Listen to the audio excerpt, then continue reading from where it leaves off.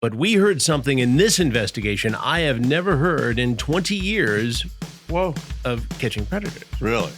So we'll set the scene. Okay.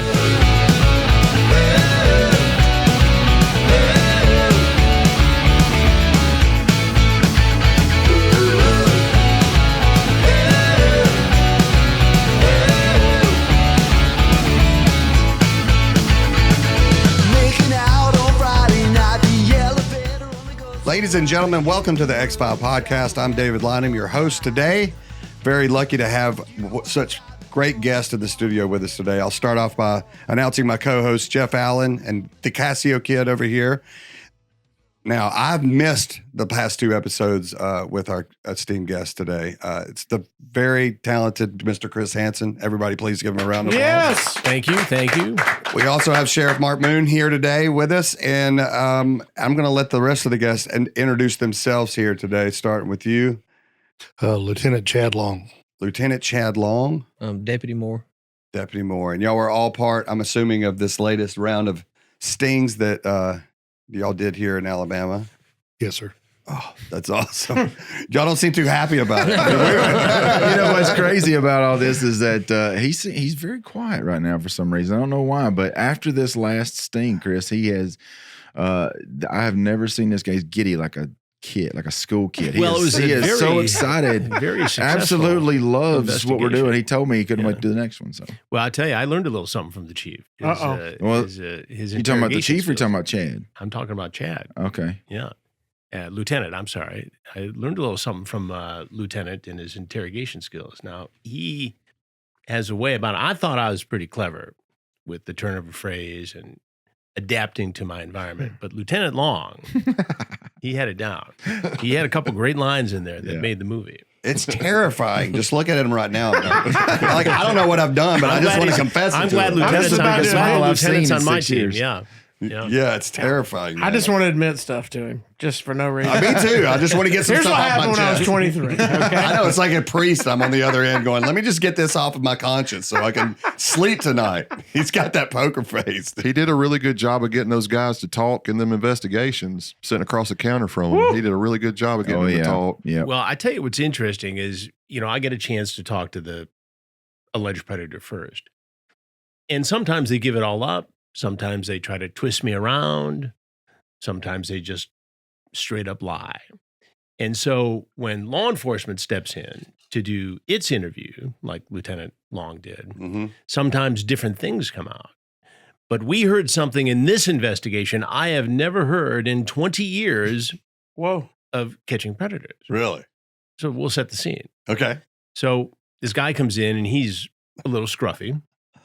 It turns out he'd been texting the decoy, posing as a teenage girl, while he was in court.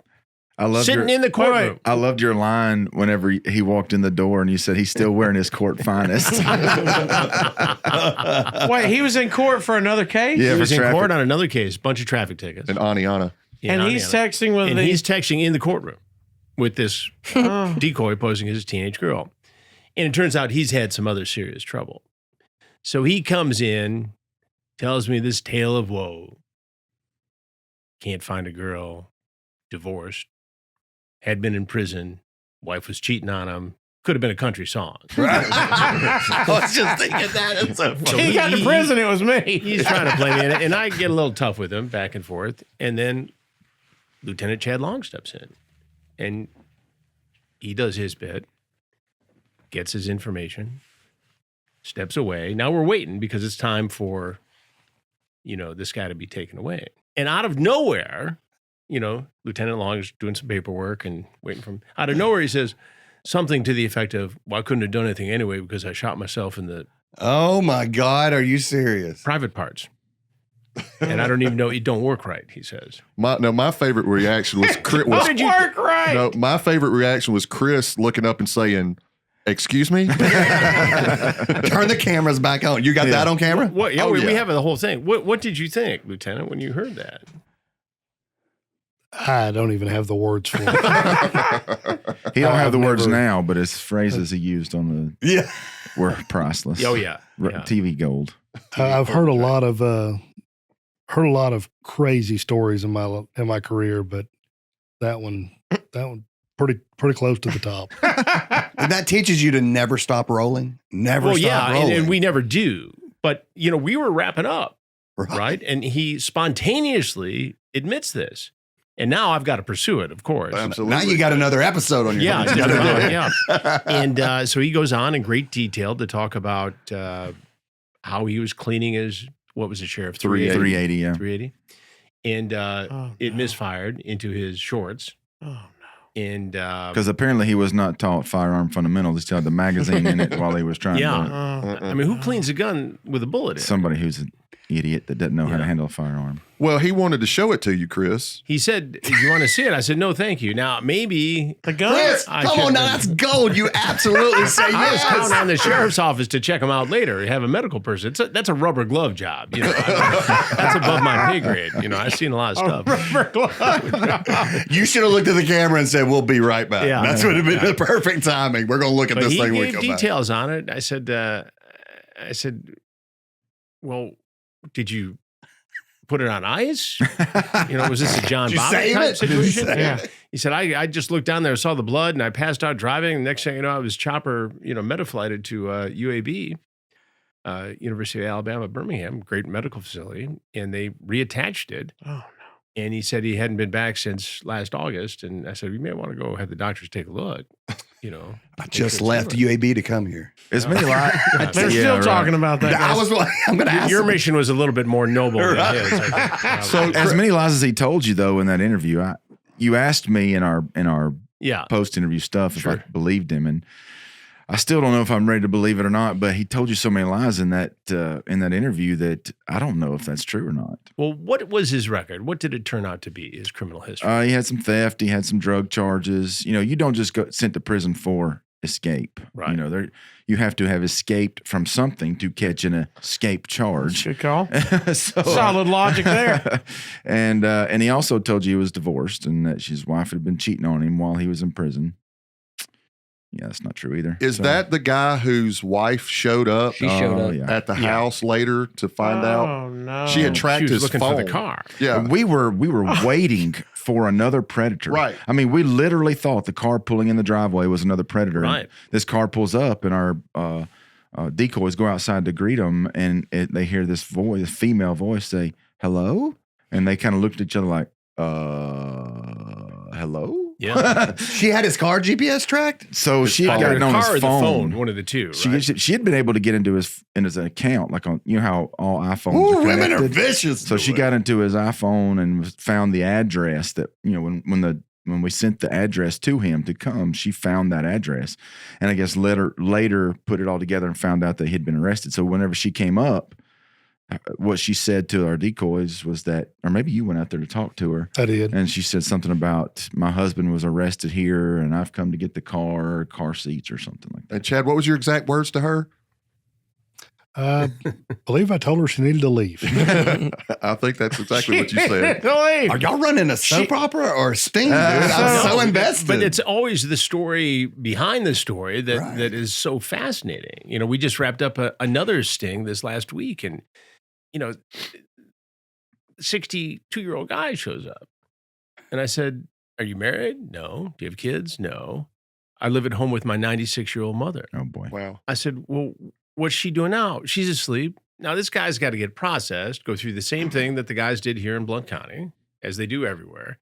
And this 96-year-old woman, poor woman, is lying there asleep, going to wake up without Junior there Oh, my gosh. to take care of her Mm. because he had to get online and go find a teenage girl for sex.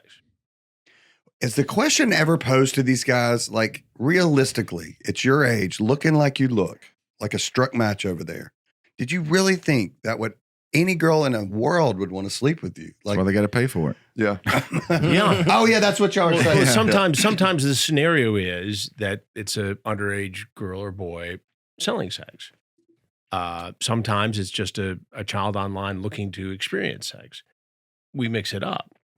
But in this case, the first guy in the door in Blount County was a 70-year-old man who worked at a car dealership in the Birmingham area, left work, and came over to meet a teenage girl for sex. And he's 70 years old, Oh, my God. well-dressed, good-looking fellow, gray hair, distinguished. And he tried to make a run for it, right, Sheriff? He did. He when he first came in the foyer there, and the decoy said she's going to go back and get her mother.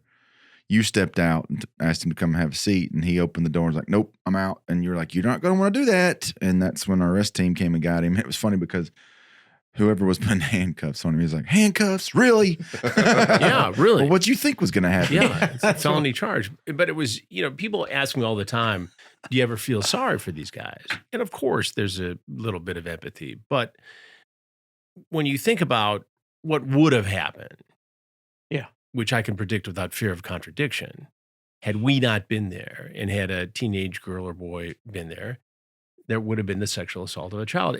But you're looking at this guy, and he looks like he could be your father-in-law. It's terrifying. You're creating, like, nobody wants to leave their house when they see how common this is. It's crazy. Yeah. Like, what was your role in it? Were you just chatter? Oh, okay, you were chatting. I brought him in. Yeah. He almost left. He went to the end of the driveway, and then he sent the text, I just want to hang out kind of thing. And then he came back, the old man. Yeah. What was your feeling during the chat, you portraying a teenage girl? What was the vibe you got from He's him? used to those. Yeah. It was a little weird at first, but when you see him coming down the driveway, it's surreal, isn't it? oh man, I was shaking. So how many people were you chatting with over this investigation, would you I think it say? was 127 that we Wow. counted. That's a lot. And then how many showed up? I got 3, and then the other deputy got 1. So 4 total. Mhm. That's wild. But can you imagine that many people considering sex with a teenage girl? Now, Oh. thankfully, there are people who decide to do the right thing and not show up. At but least 20 entertained it, Yeah. but they didn't. They wanted to. They They told them the just age no-showed. and everything. They still wanted to, but it never got to giving them the address. So you have to wonder how many just got busy doing something else, how many got called into work, how many had their wife or spouse come say, "What are you doing over there?" and get cold feet. And we have seen in past investigations where guys chat, entertain it, as Justin said, don't show up. But then we see in the same jurisdiction, 2 or 3 investigations later, They're in it. they're in it. So doesn't Sheriff Swanson, Up in Genesee County, Michigan. correct? You save 25. Is it 25 victims for every one person you take off the It's street? right about that. It's not an exact science, But but yes. they know roughly, based upon past criminal histories of people who engage in this activity, that if not caught, they will do this over and over again. So if you arrest one guy, and of course everybody tells me it's their first time, they've never done Of it course. before, and I'm sure there are some of those, but not that many. Yeah. And so you are protecting a number of children. And, it's my mantra. We do this partially to create awareness and dialogue. So parents will have that discussion with their kids and keep them offline and understand what happens here. I mean, this goes on Instagram, Reddit. This isn't some dark web thing. This happens on easily accessible social media platforms that any teenager knows how to get on. You're so macho about it, though. These guys, they have no idea how many people are behind that wall waiting on them to dart. Oh, it's easy to be brave with. That's what I'm saying. With Sheriff You Mark are Moore's a team total behind me. Yeah. badass. Real- When you go to talk to him, I was like, man, it's like he has no fear, just ice in his veins. Like, Yeah, but if you got these guys backing you up, yeah. it's pretty easy to be brave. So Chris, I have a question. Sure. So the guy that the first guy we were talking about, the guy that shot his penis off, why do you think he waited so long? What do you think the motive behind him telling you guys that? Well, I mean, it's just Sympathy. strange. You think it was sympathy? I think it was sympathy. I think the sheriff's right. And we hear this. I mean, the first guy, Desperate Dave, Oh, the Dave. 70-year-old, he said later he didn't even know if he could perform. Yeah. That he sort of was doing this to see if he could excite himself and ignite his sex experience. Yeah. God, it's crazy where their brain goes. Yeah, it is. They do it on traffic stops, though. It doesn't even have to be a big charge. They'll give you some kind of sympathy story to try to lessen things up. Play on your heart. Mm-hmm. Yeah, but this John Kramer with the shooting his private parts. I mean that's how takes it to a whole different level. So speaking of that, I think do we have a clip of that? Did you send a clip of that? We sure did. Eric, why don't you let's go ahead and look at that since we're talking about it. This is going to be who? This is going to be You know, the part that scared me the most about Creamer Yeah. was that he showed up without any money. yeah. And This is a good point. when you got him up there, That was That was Eeks. Like I said, when Eeks got him up there, it wasn't the stepmother pimping out the teenage girl. It was the teenage girl doing the chatting by herself. Yeah. So this guy shows up with the agreement was $50 with a condom, $100 without. Yeah. He shows up. He tells her he's coming with $50. He tells her he's going to come with some other stuff that he'd bought. He shows up empty-handed, no cash, no condoms, no nothing. And if we had not been there and it had actually been a 15-year-old girl, my thing is this guy would have come in there and raped her and left. Yeah. That's the way I feel, if not worse. Yeah. Yeah, I because agree. what's his plan? He's got no money. He didn't bring any of the gifts or things that he discussed.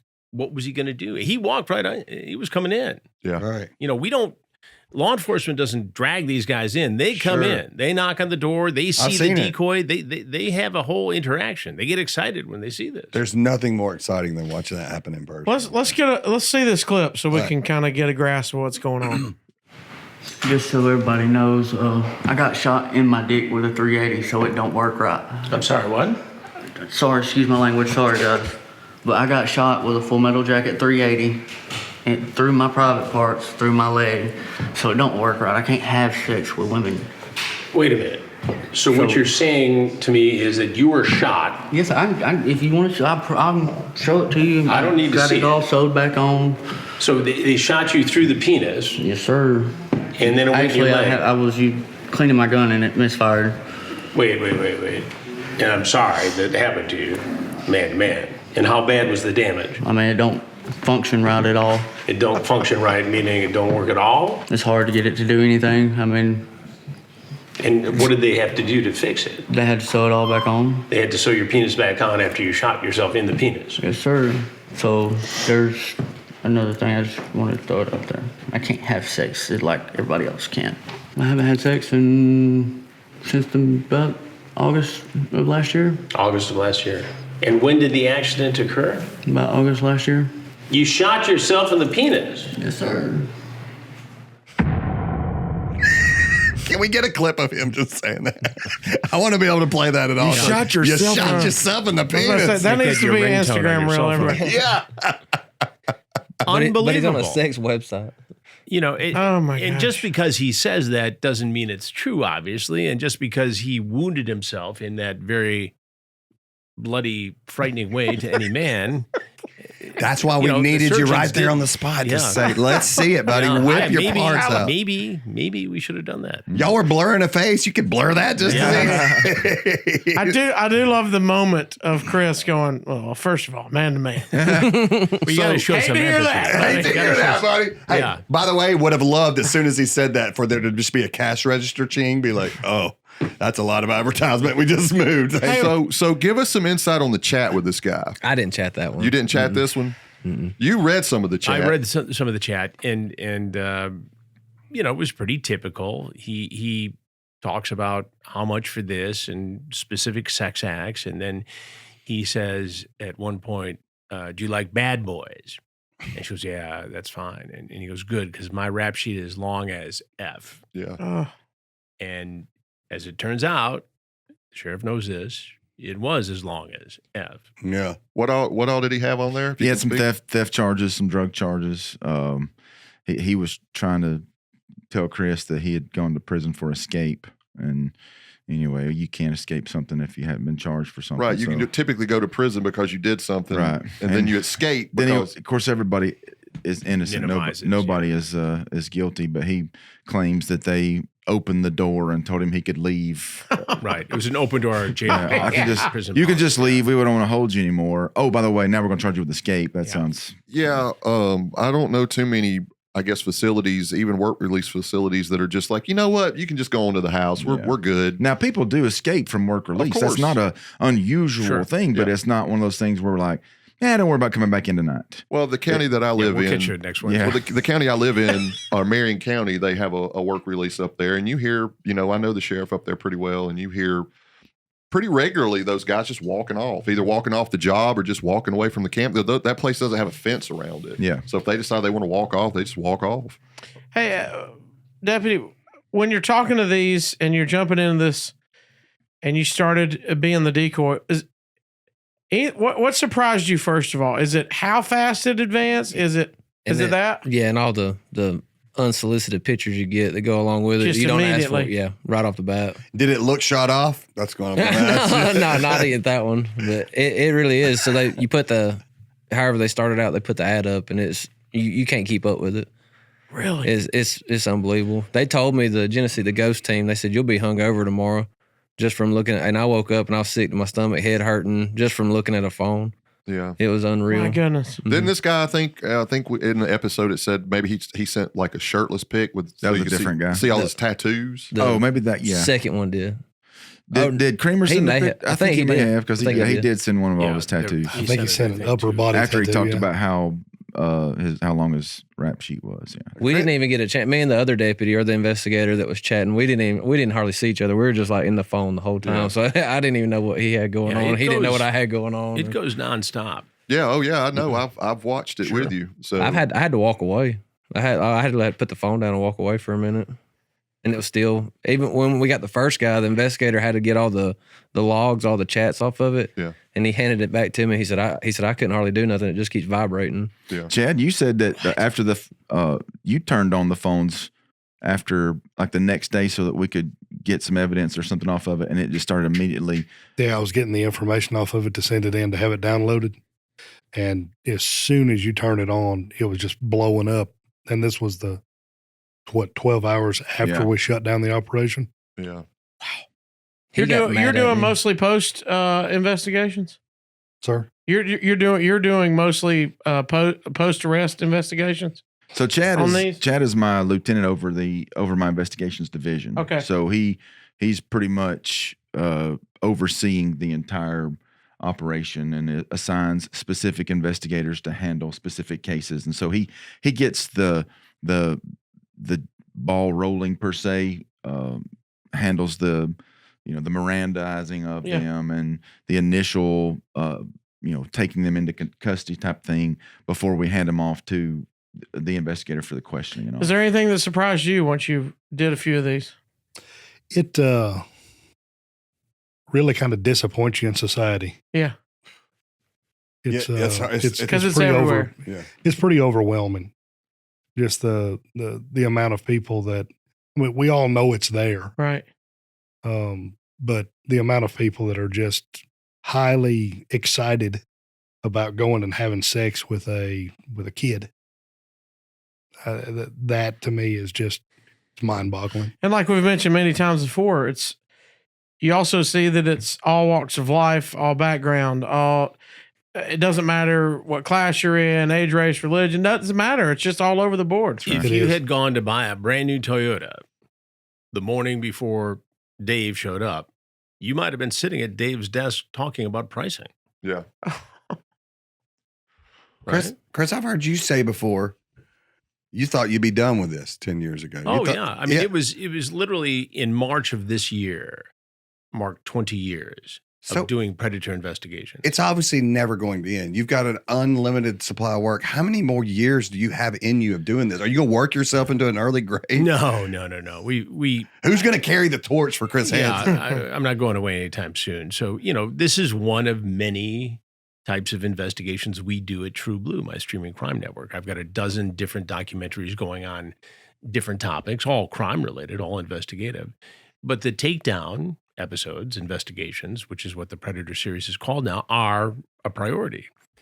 And, I'm able to manage, mentally and obviously physically. Yeah. And I've got wonderful law enforcement partners around the country, including Blount County here in Alabama, Right. to help with this. And, imagine doing the first two, which we didn't work with law enforcement. And, they made some cases afterwards, but, it was just us and Right. security. Now we have, law enforcement do the decoy work because it's much cleaner in terms of the chain of custody of the chats. Sure. And we have law enforcement do the on-site decoy work. So it's a pretty controlled environment, and it's edgy. It's somewhat dangerous, but it's as safe as we can make it. I mean, all those other things that make it Variables, compelling. yeah, right. That's why people want to watch it. Yeah. Well, you're talking about Desperate Dave, so let's go back to him for just a second. You want to see the clip? We're gonna pull. Yeah, that's where we're going. Pull up the clip. You chatted with this guy. Mhm. So give me some play by play on this. How did this start? It happened pretty quick. Yeah. He didn't give us much information at all. He was just ready to go Yeah. and show up, and he ended up pulling in and then driving all the way back down to the driveway. So I had the decoy on the front porch, and I was like, "Hey, wave!" I'm telling him you're waving right now, and he ended up coming back after he sent a message saying, "I just want to hang out. I don't want to do anything." Well, Chris is not wrong. I mean, when we saw this guy walk in, watching through the monitors, you're right. He was the guy standing next to you at the bank, or the guy that you see standing in the aisle at the grocery store. Just you would have never thought it by looking at him. He was just your everyday, or somebody that you go to church with. I mean, Right, it's just insane. He's got grandkids, and Right. kids. Correct. And it's just insane to see these guys show up for this. So I'd say, Eric, let's get the clip up of that and let's watch it, and so everybody can kind of get a feel for Desperate Dave. How did it start? How did you first come? Well, I initially thought, I've had issues lately. I've not been able to perform like I used to, and I thought maybe this might be something that would help me. But then I thought more about it, and like I said, I just didn't want to do it. So that's why I texted her back and said I'll come visit, and if they needed a little bit of money, I was going to give it to them and go home. But you went online looking for sex. Yeah, just for curiosity's sake. That's all. So you were having issues, and you thought this might light the spark. Help me. But Help then you I out. thought about it, and I thought, I can't do this because I have a wife and 2 kids. You have a wife and 2 kids. Have you ever met anybody online for No. sex before? No. Did Ashley tell you how old she was? She said 15, and that's when 15. I said, no, I can't do this. That's a lie. That's also Kenny Rogers, by the way. That's very unfortunate. So, Chris, didn't he tell you when you asked him about being married what his wife was going to do about this? He said something about she's going to divorce me. Divorce him. Yeah. Divorce. Yeah. And the sheriff's office has learned that he has been down this path before. At least Oh, yeah? wasn't it a prostitution sting? I think Lieutenant Long had talked to the people he worked for. They came to pick up his car because his car was not his car. Yeah, I remember He was that. driving a car from the dealership that was, I don't know if it was new or used, but it was a nice. I think it was It used. was a nice vehicle. Anyway, when they came to the sheriff's office to pick up the car, I think they had talked to investigator or to Chad about it. He wasn't very happy. There Boy, was, y'all are uh, right. He does look like every clean cut. So what did you find out, Lieutenant Long? From what I understand, there was a possible sting somewhere down around Shelby County. Yeah. That may have been like a not child, but more of a prostitution sting. So they that, paid a cop for. from what I understand, he also got tied up in the past. Wow. And then this guy ends up being somewhat of a fan. He's seen the previous predator investigations. Oh, And I treat these guys. Anybody can jump out of the back room or the bushes and scare somebody for 10 seconds of dramatic Right. video. My job is to get these guys to talk, right. just like Lieutenant Long does and the sheriff. And That's what the viewer wants to know, We too. want to get inside these Right. guys' heads. So his eyes are watering because he tried to run. Now he's in handcuffs when I'm talking to him. So he can't dab his eyes. So I go to paper towel, I dab his eyes, Mhm. continue the conversation. Offered him a cookie. Yeah. Offered him a cookie. His blood sugar might have been low. He's diabetic. I said, good. We got stuff here. Do you want Right. something? Have a little bite of something. No, I'm good. So we go through the whole thing and he spins his story. And at the end, he, with his handcuffs, he reaches around to shake my hand and thank me for the investigations we've done. Over You're the last doing 20 great years. work, Chris. Yeah, doing great work. That's what he Chris. Is that said. really what he said? Yeah. Yeah. Well, how does that when What you a how does that affect you when somebody that you've been sitting across the table from talking about showing up to have sex with an underage child and then they thank you for what you do? It shows me that these guys can compartmentalize Yes. their illegal desire, Yeah. this fantasy they have to have sex with a child and still have their workaday lives, which is frightening to me. Yeah.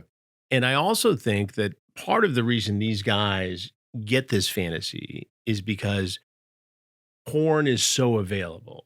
Fetish porn is so available that these guys get themselves worked up in some cases. And we know, statistically that there very much is a connection between the viewing of child porn and offending. And I'm not talking about guys who sneak something on the internet or take a look at, the old days Playboy magazine. Right. These are guys that look for specific fetishes. Yeah. Underage, daddy daughter, foster mom selling daughter, all Stepdad. these stepdad things, all this exists out there. And these guys get themselves worked up to the point where they cross this line between fantasy and reality, and we see them there. And one of the scenarios in this particular sting operation, and in others we have done, is the daddy, stepdad daughter, is the foster mom selling the child for sex. And these guys respond to it. It's sort of like all these cases we've been seeing lately, and it seems like there's a new one every week. The teacher, female teacher, having sex with the underage student. Yep. And I think, It's this a has category that's easily findable on every website. Exactly. So there's a correlation. There was a case just this past week in a city that neighbors us where a teacher, football coach, had gotten on a hookup site. Yeah, I saw and that. Sent a picture of his private parts to a student. His bomb was really low on that, though. There's Yeah. something else going on. $500. There's something else going on with that. I don't know. Was it lewd to lascivious acts against a minor? I mean, I think it's just because it was a kid, or just because it was a student. I think the kid was of age. I think he was 18. It's just the fact that it was a student. that got in it's trouble. there's still some moral issues with that. Yeah. So, Sheriff Moon, in this investigation, and this is something that we were talking about out there earlier, you've had some naysayers. Oh, yeah. But you've had a lot more people that are behind more. what you do. Yep. And I think part of that is also in this investigation, you caught somebody, and Chris, y'all spoke to a guy that's actually from the area. This wasn't an outside guy. Yeah. This was a guy that was from right here in the area. As a matter of fact, somebody that Chief Deputy Witt knew very, very well. Well, Chris, yeah. you actually had a conversation in the episode with him about this. Yeah. Well, exactly. I mean, this is shocking to everybody from law enforcement who is involved here, because this fellow, Dustin, was known to your chief deputy. Yeah, his whole family, everybody knows his family. His dad was Aniana's mayor for a long time. He was Oh my God. he was the Blount County juvenile probation officer for many, many years. And, not just his mom and dad, who are,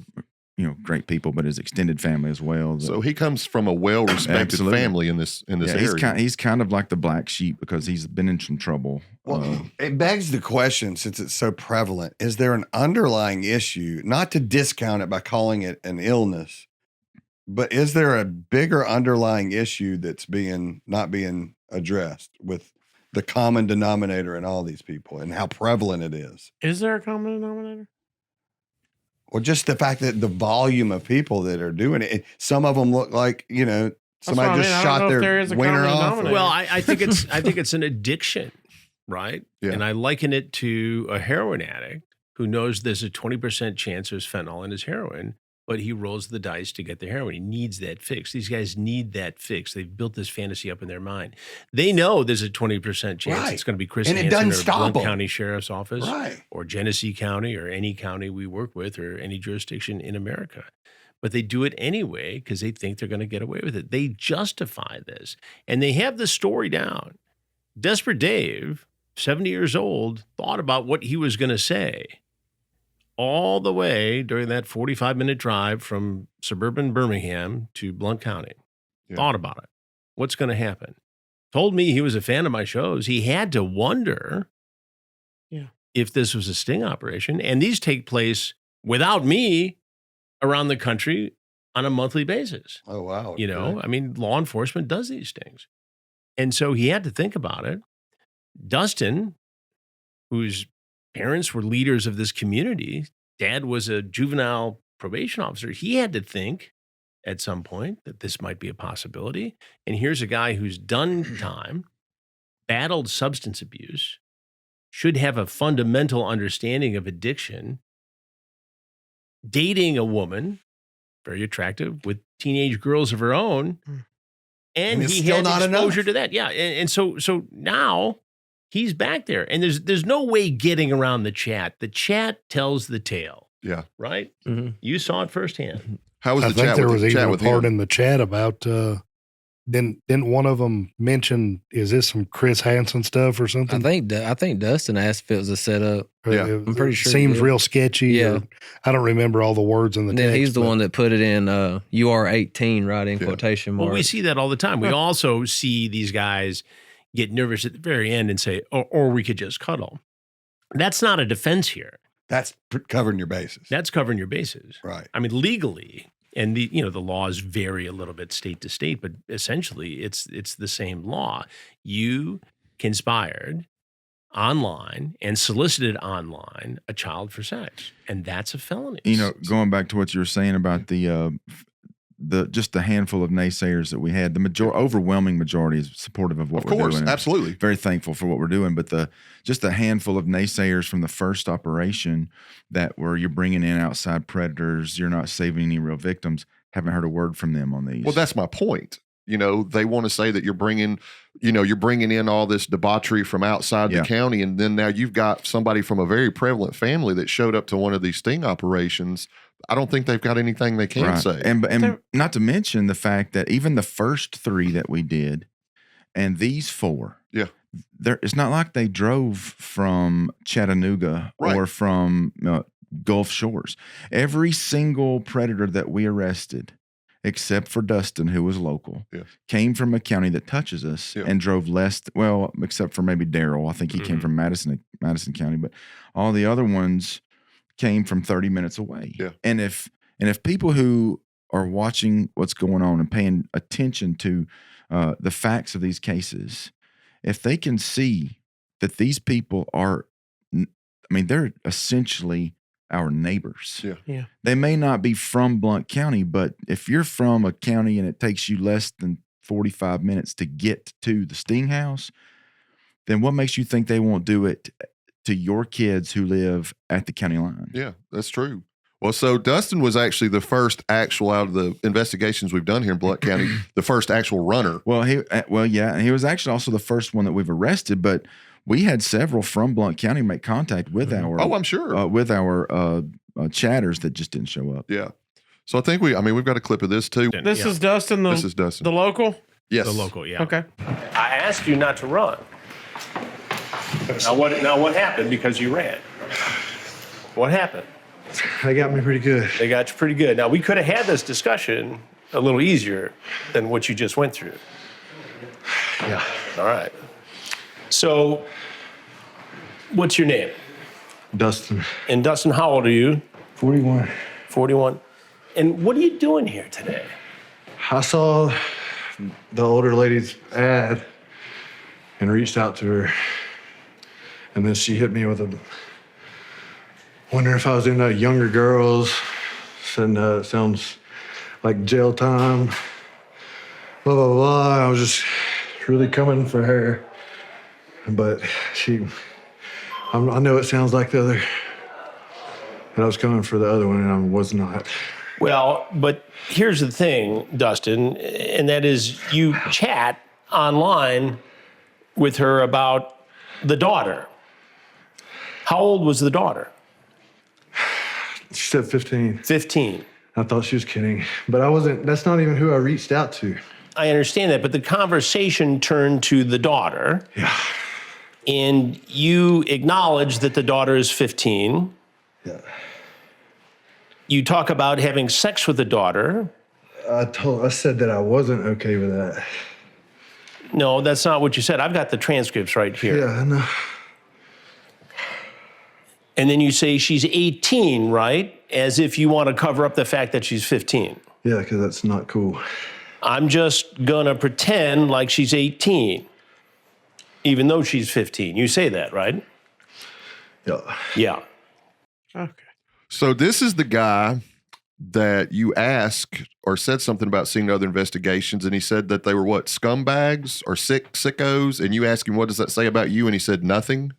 That was him, was it not? I believe so, yeah. Yeah. Well, he walks in, and what is very telling about these scenarios is that, in this particular sting, they meet an undercover detective posing as the foster mom, and she fits that role, and they engage, and then they see the foster daughter or the decoy posing as the foster daughter. So they're closing in on their fantasy. Yeah. They see it. It's real.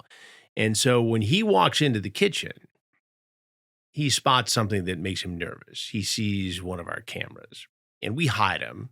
But once in a while, we leave one out a little bit because we don't think he's going to look up. And he did look up. Yeah. And in this case, he questioned it, and he got nervous. And the undercover detective had a pretty good story about it. Right. But he saw me, and he started to bolt. I said, "You don't want to do that." Yeah. And that's what you heard there when they brought her back. Was he running just through the yard or trying to get back to his vehicle? Oh, that's trying to a get back great to his clip. video. You need to see it. Eric, pretty let's good. pull up that other clip, Eric. Let's check it out and see what it is. When I saw the original of this, it was like a bunch of clowns coming out of a clown car. Yeah. All the police coming out of the house. It was like, That's pretty good. The deputy with the ghost team, he shoulders him. So he gets to the car and opens it, and the deputy with the ghost team shoulders. Don't the let him door. get in the vehicle. Oh yeah. man, it No, was that's beautiful. the whole point. It was Yeah. beautiful. All right, Eric, go ahead and let's see this. And you're telling me that for the first time in your life this evening, you get online and talk about having sex with a teenage girl. Yes. And you come over here with condoms in your pocket or in your car? Yes. Condoms in your pocket. that's not all he had in his pocket. Yeah, you touched him. Barehanded. Did you bring money with you as well? I have money on me. You do. And was it your plan to pay the mother to have sex with the daughter? Oh, they asked me that. They asked you, I know, but you're here, Dustin. baby. You're here. Yeah, You got online, you engaged in a conversation, you broke the law soliciting a child for sex. I wasn't trying to do that. You did it. I have the transcripts. I just go to jail. I'm sorry? Just go to jail. You just want to go to jail. Well, Dustin, there's something you need to know, and that is I'm Chris Hansen. Yeah, I know who you are. You know who I am. Have you seen the stories? Yep. And what have you thought of the guys who showed up in the stories? Sick. And now you're one of those guys, Dustin. So what does that make you? What does that make you? Nothing. I'm sorry? There it is, right there. Nothing? The other guys are sick and you're nothing? What else did he have on him? Ask Chad. Yeah. Go ahead, Chad. Tell him what he had in his pocket. He had some male enhancement rings, Oh, okay. Yeah, what was that about? and they were in his pocket. And I put them on the counter, Barehanded. and I was not impressed. Not happy? Okay, yeah. Not happy. And then when Lieutenant Long left that night, nobody shook his hand. No. And you said rings multiple, so. Oh, yeah, he had more than one. Yes, he had Three, I think. 2 or 3. I think he had 3. If you knew how uncomfortable he was with things like that, it makes I it so bet. much better. Oh, I can tell, dude. I can tell. He's uncomfortable right now thinking about how he touched him. I'm going to tell you, I've never reached in somebody's pocket, first of all. And Right. second of all, I don't want to be pulling out rings. I think I'd not be those kind of uncomfortable with rings. it as well, yeah. There was a lot of hand sanitizer used. A lot of hot water and soap. Yeah. You still didn't eat, but didn't put anything in his mouth with No. a hand for. Chris, as accomplished as you are, do you ever in the back of your head, no matter how many awards you get, feel like you're just chipping away at the smallest little block? Like there's just, in the back of your head, how many are out there still? Does it feel defeating? to No, you? it doesn't, because I think each time we release a segment, it gets people thinking, both as parents, Sure. man, we got some work here to do. As law enforcement, we got some work here to Yo, do. it's definitely noble. Yeah. And it's a deterrent. I am pretty darn sure that there are people who would like to do this who won't show up. You know, they're not the 20 percenters I talked about earlier. Right. That they and I hear from these people on the podcast, Predators I've Caught, where we go back into these previous cases, going back many years in some cases. And I encourage people to send questions in, audio, written. And on more than a couple of occasions, I've gotten emails from guys who are potential offenders who admit to me that they are attracted to younger girls, and that with therapy and discipline, and in some cases by watching these investigations, it keeps them from offending. And so you have to look at the positive side of it. You know, I look at it as You have to. we're keep doing making it, an impact. You Yeah. know, we're having an effect. and law enforcement across the country, including right here in Blount County, Well, you're are saying having an effect. Well, you here. said Blount County. We were talking about this earlier. What Chief Swanson said. This sting investigation. If you look at that statistic, you guys just saved 100 people from potentially being victims of a sex crime with the sting operation. Right. I tried to really kind of talk about that right after we'd gotten done with these, because if that number is true, and even if it's just ballpark, Yeah. you're talking about, if we and law enforcement, and this is what Chad and I and Justin, we've all said, is that if we can do something that is proactive and go after the bad guys, if we can go after the criminals and not have to sit around and wait on a report and start an investigation or whatever, if we can be proactive in something, that's really what we got into this job for. We all of us got into the overwhelming majority of people who get into law enforcement do so because they want to help their community. They want to save lives. They want to protect people. And when you get into this job and you realize the majority of the work that we do is responding to calls and taking reports and launching investigations, because by the time we get there, criminals are already gone, or the crime's already been committed. So if we can actually do something that is beneficial and actually is going on the attack against the criminals, then not only is that good for our community, man, I tell you, it fires up law enforcement, because we know now we're doing something that's what we signed up for. Yeah. And we're doing something that is absolutely beneficial to the people that we love. And it's the same in my industry. So many times journalists react to events, and that's part of the job, right? This happened. The president said this happened in the election. This happened in the trial. This news broke today. This is an example of enterprise journalism reporting, where we take people inside the commission of a felony in a way that they don't see anywhere else. Yeah. Yes, there's a dark, humorous side to this that has made it, a part of pop culture. Yes, it's a little edgy and dangerous, which is part of the reason people like to watch, but it accomplishes a lot. And it is, as the sheriff said, proactive. And I think people respect that. If it was easy, everybody could do it. It's expensive. It's a little edgy. It's dangerous. It requires a little bit of skill, and it requires somebody who has good relationships with law enforcement across the country. This works. How did you start this? How did you get into the first investigation? I don't know that we've ever asked you that, since we're talking about the reason you get into law enforcement. How did you get into this? 20 years ago, I became aware of an online watchdog group called Perverted Justice. And at the time, all volunteers, they would pose as kids online and just sit in a chat room. And in those days, it was basically chat rooms on AOL and Yahoo, sometimes MySpace. Yeah.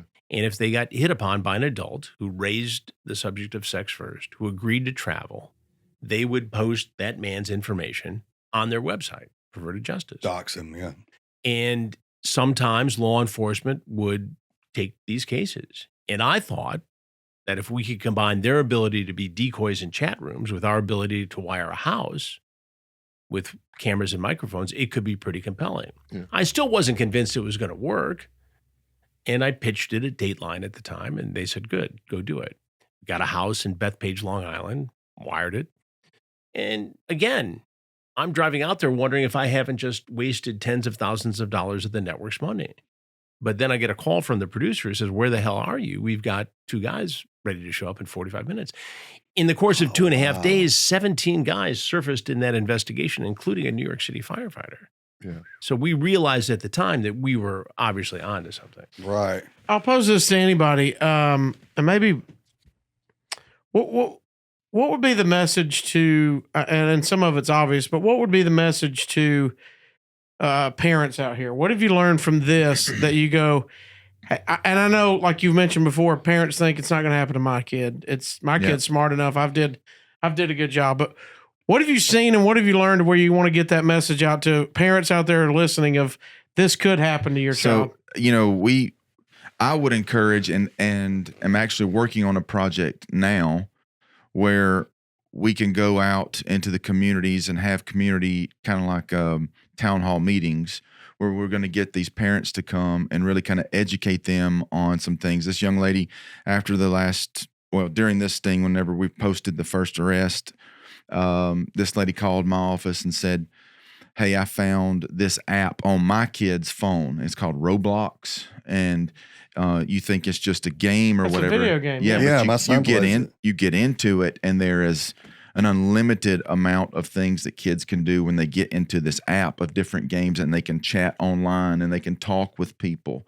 And she said that in these chats and in these talks, you have either kids, talking nasty to each other, or you have adults in there trying to find kids to expose them. So, Wow. so we're actually, when I get back completely off of my active duty orders, she's going to come back and we're going to put together some kind of program that we're going to try to hit every community in Blount County to try to educate parents on, look, you may have done a fantastic job of raising your kids. Yeah. You may have done everything that you know to try to keep to try to maintain your child's innocence.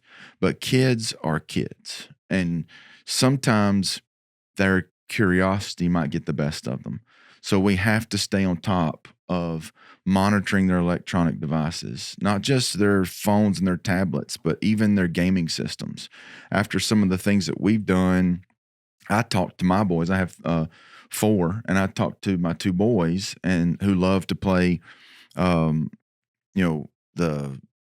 Modern Warfares and the online gamings and things of that nature, where they're talking to people online and chatting with people that are not even from Alabama, from all over the country. And I asked them, I said, listen, when you get in these games and you get in these rooms and you start doing these things, when people are talking to you, are they from they're from all over the country. They ever talk to you inappropriately? And he said, well, usually I'm in rooms with my friends and we're just talking to each other about plans and how to attack this thing and that up, whatever. But all that tells me is that if you're not closely monitoring what your kids are doing, they are being exposed to things that you don't want them to be exposed to. Yeah. And it's not just your cell phone. It's not just your tablet. You have to actually be active in monitoring what your children are doing online. We have a documentary going, a True Blue, on the home stretch on sextortion, where criminals from half a world away in Nigeria or Eastern Europe pose as girls, good-looking teenage girls, and approach young men online, ask for pictures in an exchange. And then once they get a sexually suggestive picture, they blackmail the kid. And oftentimes these kids commit suicide. I've heard of because the this. embarrassment. It's called sextortion. I've right? heard of this, yeah. And these are all good kids. I've sat with the parents of 4 different kids, good students, athletes, headed to college, who took their own lives because they were afraid to tell their parents, or they're afraid that grandma was going to see a sexually suggestive shot of them on the internet. Now, in 2 days, this mini crisis for a teenager would pass. Sure. And nobody would ever talk about it again. Grandma wouldn't see it. You'd get chastised by your dad, and that'd be it. But in the moment, in the undeveloped brain of an adolescent, they can't see their way out of it. And because they're such a good kid, they feel they're going to risk this future. It's a And permanent they take their solution own lives. to a temporary problem. Right, exactly. And so each one of these parents would tell you, if they had just come to me and said, hey, I'm getting blackmailed. Up, yeah, they'd fix it. And you can get that stuff off the internet. But the point of it is, even good parents, and all these parents are good parents, who had a good open relationship with their kids, fell victim to this. And what it tells me is that you have to be, as the sheriff said, proactive. You have to, just like we are with this reporting and this sort of law enforcement work, you have to say, look, knucklehead, in the case of a son, this is happening out there. Don't fall in this trap. Oh, Dad, I would never fall in the trap. Yeah. People better than you have done it. Yeah, That's so right. better than you have done Yeah. it. So let's get this out in the open.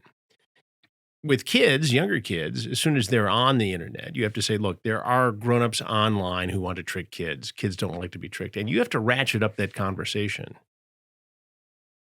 as they get older, as they have greater access. We've had 12-year-old kids who've been approached by adults on Instagram. Wow.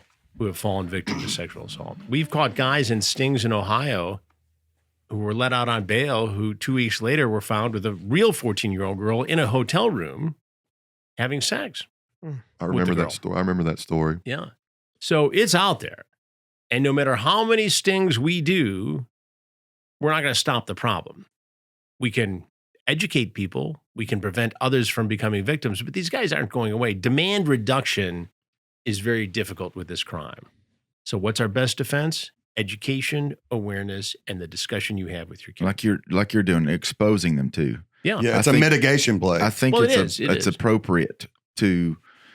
I've had people question me about why are you doing these Chris Hansen stings or whatever, and I tell them, look, number one, like we've said, we want to be proactive. We want to go get these guys, but I think exposing them is really a big deal because here in the South we love our reputations and we don't like to have them smeared and we don't like to have people talking about us and with all that being said is that if you can expose these predators, not only does it put in the back of the predator's mind that I get online and try to find a young underage child for sex, I could get arrested, but it also lets everybody who sees the programs know that, wow, this is real. Yeah. And I tried to express that too. It's like, this is not, yes, it is a TV show, but more than that, everything you see is real. Yeah. It is nothing staged. We're not giving lines to people. You know, this is absolutely 100% real. And everything you see is what you see. And, you know, I know that we have had several people who just, you know, very, very appreciative of what we're doing because it's and I like Chief even said to you whenever you were interviewing him on the Dustin arrest is that it's an eye opener to the sheriff's office. It's an eye opener to our public and to our communities for them to see that you know this stuff is not happening in New York and Chicago and Los Angeles and San Francisco. It's happening in Blount County, Alabama. We went into a case for the most recent episode of the podcast, Predators I've Caught. Similar case, a guy who got caught in Polk County, Florida, who was a umpire who wanted to be a Major League Baseball umpire, but he had called games with the lieutenant in Polk County, Bobby Kirkpatrick, who runs those investigations. Wow. They had umped games together. And it was just, you know, like the moment with the chief where he sees this guy walk into the sting that he had organized. It's like, oh my God, I was shoulder to shoulder with this guy. Well, I can tell you, you know, I've been on location. He's right. This is 100% real. Oh yeah. What you see is what you see on camera, what they put on television is 100% the way that it happens from start to finish. The big takeaway here is that if you're going to be tempted to do this to an underage person, always clean your gun with a bullet in the chamber. Always. Make sure there's one in it. Make sure it's aimed right at your favorite. Right? Yeah, right at your pecker. Make sure you aim it right at it when you're cleaning. That's my takeaway. Well, we've still got one more. We've only talked about 3. We've got one more. We got one more guy that showed up for this investigation. Chad's favorite. Yep. Is this the grand finale right here? Well, I don't know if shooting yourself in the penis. I think that's the best grand finale as it gets. That pretty much tops it right there. Coming up on Takedown with Chris Hansen. Hey, Hunter, come over here and have a seat right over there. This man was still in diapers when I started my predator investigations. How old are you, Hunter? 22. But it doesn't stop him from knowing exactly who I am. Are you Chris Hansen? I am Chris Hansen. You're still doing the show? Yes, and you're on it right now. I think my life's about to be ruined. And who do you blame for that? Me. Actually, you. You blame me. This guy was 22, Chief. Yeah, he's a young guy. Was smarmy with us. Mm-hmm. He thought he was better than. Are you surprised out of that generation? Are you surprised? Not really. But I mean, to me, arguably, he might have been one of the most dangerous guys in the whole sting. And he recognized me. You still doing that show? Why are you still doing the show? Because people like you are out here getting caught in it. Right. Why are you still doing that show? We were high-fiving behind the scenes. He was He was said indignant with me. Like, why are you still doing the show? I said, what do you think? You know, and he was above it, and he had a good degree, college educated, good job, engineer, mechanical engineer, and he pulls up in Daddy's car, got a loaded gun in Daddy's car, extra clip. And then I finish, and he gets snarky with the lieutenant. That was my favorite thing, watching you interview him. God, I love this show, dude. Man, love it. It was so much. it was just, you weren't taking no BS off that guy. He thought he was going to be smug with you, and you just put it all out on the table for him as he just bowed his head knowing he had been defeated. Well, if you play stupid games, you're going to win stupid prizes. He actually says that. He also said, what was it? The guy said something, and what was it? Hey, pull the clip up. You talking about the last he one said where we I want to entrapped show him. up because I didn't believe it, or I wasn't sure that's what it was. And Yes. Chad says, "Well, I don't stick my hand in the fire to see if it's hot either." Yeah. Oh, it was so good. So good. I'm stealing that line, by the way. Yeah, I was about to say that's rock solid. It's not good, Hunter. I know. What do you say for yourself? I guess I'm on Chris Hansen. Is there anything else you want people to know about the situation you're in? Why do you still do this? Because there's guys like you who still do this. Does people still watch this? Yeah. We've been doing it 20 years. First one we did, you were, what, 2? What was your impression, Lieutenant, standing across from this fella? Well, I mean, he just had that. I don't really know any other way to put it other than just smartassism. Yeah. I mean, he was indignant that we He invented a questioned word. him about this. Yeah. Yeah, like he was better than the other guys Yeah. who've been caught in these investigations. Did Yeah. you talk this one up too, Justin? Mhm. I thought so. How did the chat go with this cat? I'm pretty sure this one's, he may have talked the day before this one, or I'd been talking to him all day that day, and it led up to getting him late that night. It's either the day before or early that morning. I talked to him for a long time, and he was weird. I think you talked to him the day before, Mm-hmm. and then he was going to He show up showed- late. Yeah. Yeah, he And showed you up put late. him off until the next day. He told me he was at the gym and he smelled like an onion, like just weird stuff. And Wow. yeah, like, This was the last guy Mhm. that you guys got Yeah. in the last part of Yeah, the around last midnight. Yeah. Before he got ugly with me, I do recall part of the conversation where he was saying, I asked him, I said, you're a young professional. What are you messing around with this for? Can't you just go find, age appropriate women to date? He said, well, it's hard and I can't go out and, wah, and all the excuses. And, here he is in the sting. Yeah. Still surprising, man. That's because most young people now don't know how to communicate. I was about to say, If our it's boy not- here is a chatter. Yeah, bro. if He it's can not like- communicate with anybody. If it's not like this, then Yeah. then they don't know. I mean, they don't have to talk to people. Well, you got all these dating apps and all these, different ways to communicate. And I mean, we've talked about this before, especially in our generation. We didn't have all that. If there was a girl that you thought was good looking or somebody, you had to just Approach her. right. Yeah, you had to you're gonna walk talk up to her. and Yeah. talk. Now, all you just pick up an app and it's just And you know as well as I do, I can be real brave when I'm doing this. keyboard warrior. And I don't have to look you in the, just like people who criticize us at the sheriff's office over anything and everything, not just this, but anything. Of course. They had something critical to say. They'll get on the keyboard and they'll call you everything but the son of God. And then you get in their face. It's like, hey, how you doing? They're like, oh, thank you for all your work you're doing. We love you, Sheriff. Or they do it behind an anonymous, Yeah. online you can be anonymous. So they'll do that kind of stuff Well, and I think anonymously. that's partly why this escalates Yeah. because the line of what is appropriate is very shifty these days. These guys get online and they say things to somebody who they think is a target they wouldn't say face to face. Yeah. And it normalizes this highly sexualized conversation and they push the envelope and that becomes acceptable and they get comfortable with it. And at some point, as I always say, the fantasy doesn't do it, and they cross the line, and they're knocking at our door. And this is a male-dominated space. Oh, absolutely. How often do you catch a female, or have you ever? Never in a right? sting, never in Yeah. one of our stings. Are I you mean, kidding me?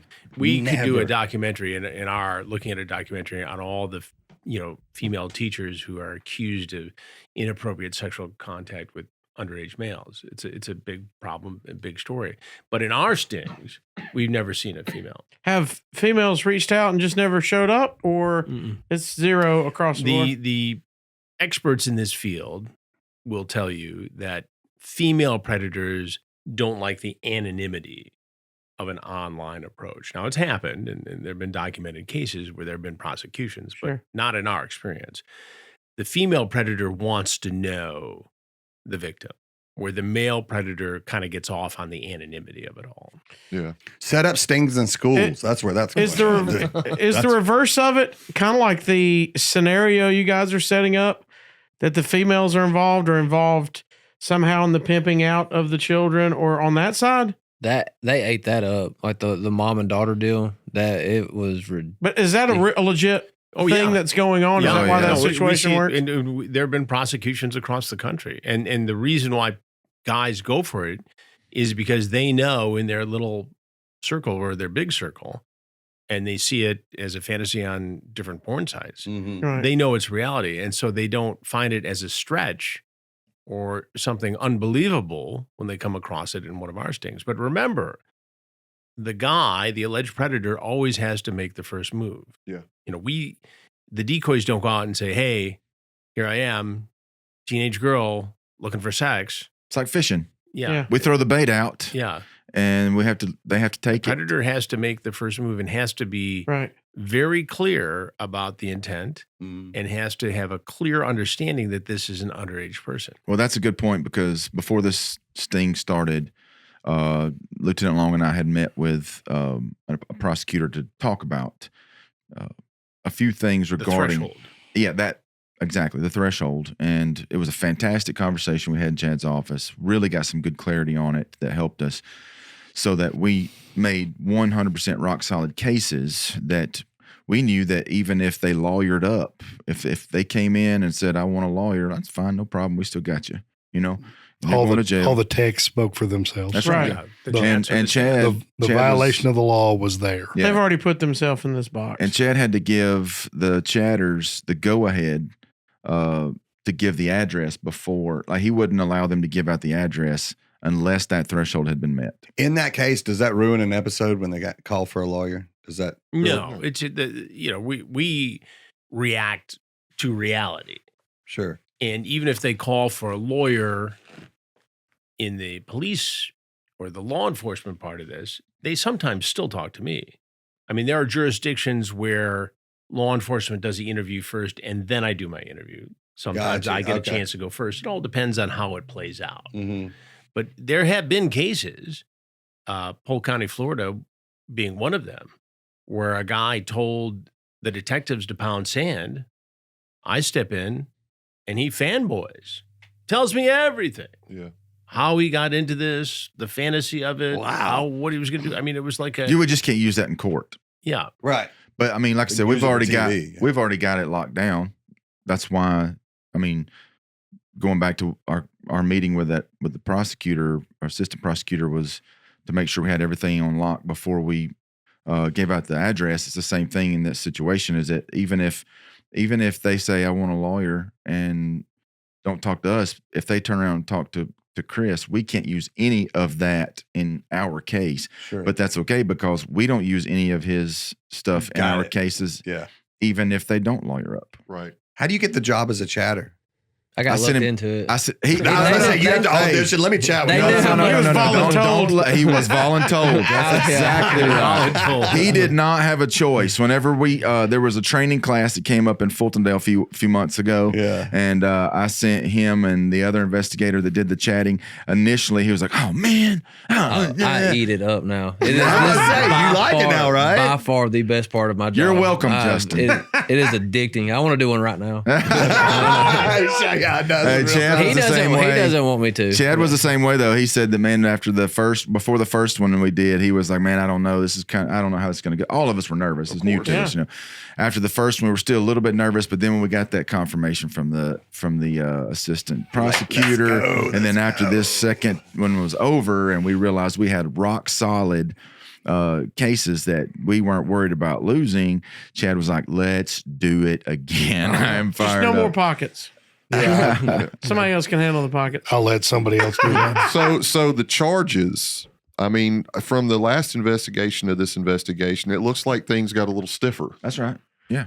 So these three of the ones that were just arrested, human trafficking That's right. charges. Yep. So the human trafficking charge goes with the stepmom pimping out the daughter. Yes. All right. So there being a third party involved, getting money for the action, that constitutes human trafficking. Yeah. And the reason we wanted to really kind of go after that charge is because of in Alabama now we have this thing called Aniah's Law. And because of Aniah's Law, they have to have an Aniah's Law hearing. They can't even get a bond until they have that Aniah's Law hearing. And if the judge chooses to give them a bond there, they can. But the way the law is written is that if they are a subject of the stipulations of Aniah's Law, then they can deny them a bond and they have to stay in jail until they go to trial. Well, aren't 3 of them still in jail? Still have 3 of those in jail. In Blount County Jail right now. That's right. That's where Is they that belong. because they haven't met the bond yet, or because They don't even have a bond, do they? And that's a nationwide. They've had their hearing, but to my understanding, there hasn't been a ruling on their Aniah's Law hearing yet. got it? Well, we could talk about this all day. Every time you're in here, I hate to wrap it up, but I know everybody's got stuff to do. But before we go, like we've seen, some of these episodes are already out. We've got some in the chamber about to come out. Correct. Chris, of course, tell them where they can find all It's this. on my streaming crime network, True Blue, TRUBLU. Watch trueblue.com for details. We just, in the last week or so, came up on LG. So we're on all the platforms with a fast channel where people can watch our program channel. For new exclusive content as it comes out, go to True Blue. It's subscription. And the podcast, Predators I've Caught, on every platform. And it's exciting. That is exciting. Compelling, and I appreciate the work that we've done with Blount County here. It's been great, very professional, and very impactful. Well, as most of y'all know, Chris, I think this is like your 3rd time on our show. Mm-hmm. Almost been here so much we're fixing to put you in the credits. But our co-host, Chris, co-host. But I have a lot in the podcast. We have a lot of people that reach out that really love these episodes. Well, good. I'm glad. And so, as most of you know, we started a new hotline. What's the number, Cassio? 4124-ADVICE. All right. And so, what I want to say to our listeners and our viewers. This is not the last time Chris will be here. Sure. This is not the last time Sheriff Moon and his guys will be here. Yay. If you guys would like on a future episode to have Sheriff Moon or Chris or any of Sheriff Moon's people answer some questions for you, go ahead, call. 4124-ADVICE. Yeah, we're not going to do it this episode because most of the ones we have are stupid. And these are very professional gentlemen that we have with us. Yes. They don't want to know about your cheating wife and all this good stuff. But if you have a question for a future episode, drop that at 412-4-ADVICE. You can leave a message, and next episode, we will play that for the gentlemen that are in here, and you can have your question answered live on the podcast. That'd be super cool. Happy to do it. Yep. So, Awesome. Chris, Sheriff Moon, Lieutenant Long. Thank y'all for what Gentlemen, you do. thank you. Thank you for Appreciate what you do. Yeah, thanks for number one, Chris. I wanted to say this. Thank you. It was this podcast, this group of guys that made this interaction possible. I was introduced to you because of Charlie and the guys here, and being able to develop this relationship and see the work that you've done in the past is what motivated me to get it started here. And so I'm very thankful for this relationship that we have so that we could get this started and then continue it in the future. Because like I said, we are very so ready to be proactive, to get after predators, quit sitting around and waiting on stuff to happen that we have to respond to. So thank you for that. Thank you guys on this podcast for making that possible. It is a big deal for me, as well as I know it is a big deal for this county. Yeah. Thank you guys for all the work that you do. It's what you guys do on the hard lines or on the front lines that make all this possible. And especially with Chris's influence. I mean, it's been surreal being, in the background of watching you guys do all this. I can't brag on my deputies enough. Yeah, they do a got great job. Such Great a team. fantastic crew Great that goes out every day and every night, knowing that they may not come home, doing what they do for the love of their county, doing what they do for the love of their communities. I have got the best group, and I pray for them every day. I'm so thankful for them because of their heart, because of who they are and what they stand for. They stand for what's right, and I'm thankful for my deputies. You heard it here, folks. Thank you for tuning in. Make sure you like and subscribe and leave a comment on the YouTube algorithm. Really helps us get things cooking. And we will see y'all all next week.